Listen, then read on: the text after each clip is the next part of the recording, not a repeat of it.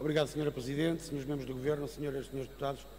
Sr. Primeiro-Ministro, ouvi-o com toda a atenção, mas tenho que lhe dizer que o otimismo do seu discurso inicial, enfim, está ao nível do otimismo deste Orçamento de Estado, de Orçamentos de Estados anteriores e até do otimismo das previsões do antigo Ministro Vítor Gaspar. Mas a verdade é que ao longo destes últimos 3 anos e meio, o Governo não se cansou de impor sacrifícios e austeridade à generalidade das famílias. Durante esse período, portanto, desde a tomada de posse do Governo até hoje, entre redução dos salários da administração pública, congelamento das progressões e das promoções e redução de outros prémios, os trabalhadores da administração pública ficaram sem 8,8 mil milhões de euros. Isto já para não falar da pesadíssima carga fiscal ou dos cortes das reformas e das pensões ou até dos cortes ou do emagrecimento dos apoios sociais.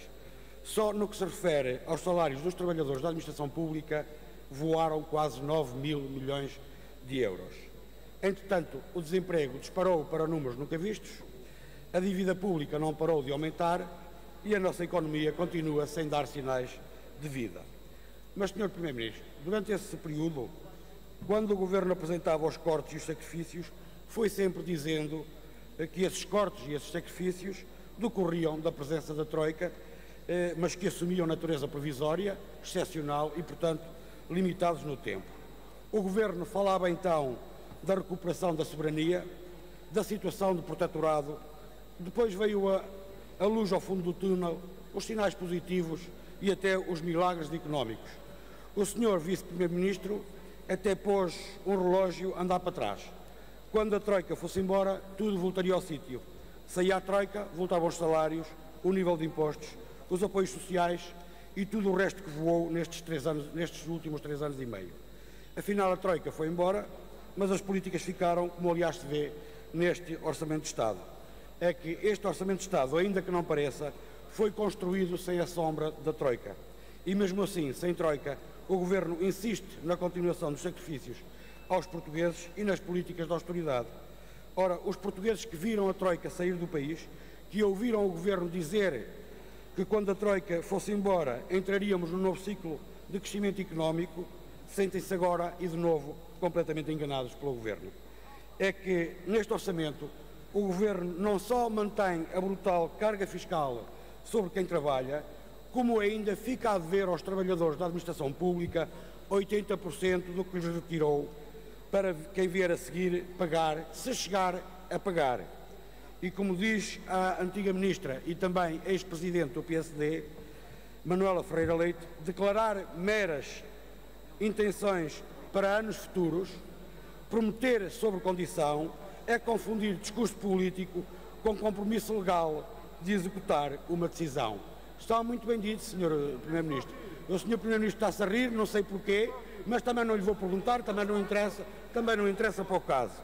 Aliás, Sr. Primeiro-Ministro, esta fórmula é encontrada pelo Governo. Aliás, Sr. Primeiro-Ministro, esta fórmula encontrada pelo Governo para proceder à reposição dos cortes salariais é no parecer da Associação Sindical de Juízes de constitucionalidade duvidosa.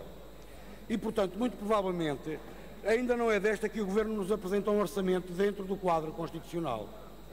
Eu vou repetir, Sr. Primeiro-Ministro, a Associação Sindical de Juízes considera que esta fórmula que o Governo encontrou de proceder à devolução dos cortes, que é de duvidosa constitucionalidade. E o mesmo Governo que faz depender a descida da sobretaxa do aumento da receita do IRS e do IVA, é o mesmo Governo que, sem qualquer condição, volta a descer a taxa do IRC para as grandes empresas, agora de 23% para 21%, depois deste ano já ter procedido à redução de 25% para 23%. Esta é a grande diferença, Sr. Primeiro-Ministro. Quando se trata de devolver às pessoas o que o Governo retirou, o Governo estabelece condições, impõe um C e remete para o futuro, remete para quem vier a seguir.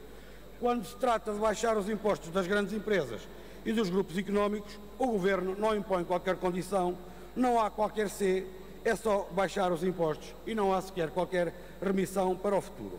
Mas há ainda outra diferença. Quando se trata das famílias, as devoluções são praticamente virtuais.